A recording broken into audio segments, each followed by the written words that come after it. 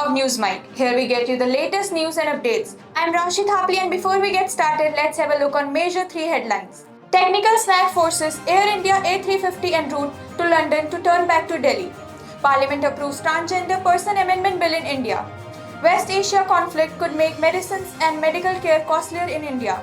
Now the news in details. An Air India A350 aircraft heading to London was supposed to return to Delhi shortly after takeoff due to a technical issue. The flight crew detected the problem mid-air and decided to take the precautionary step of turning back to ensure passenger safety. The aircraft landed safely at Delhi's Indira Gandhi International Airport and all passengers and crew were reported safe.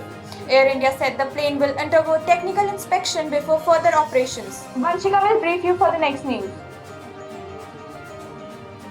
India's parliament has passed the Transgender Persons Amendment Bill aimed at improving protection and rights for transgender individuals. The amendment seeks to strengthen provisions related to welfare measures, protection from discrimination, and access to government schemes for the transgender community.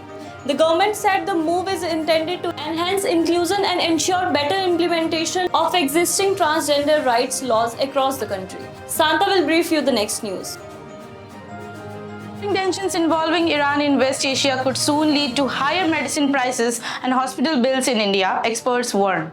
The conflict is disrupting global supply chain and pushing up crude oil prices. India depends heavily on imported oil and several pharmaceutical raw materials, which may become more expensive due to the instability. As transportation and production costs rise, pharmaceutical companies and hospitals may face high expenses, which could eventually lead to increased drug prices and healthcare costs for patients across the country. Experts said the situation will depend on how long the tension in West Asia continue.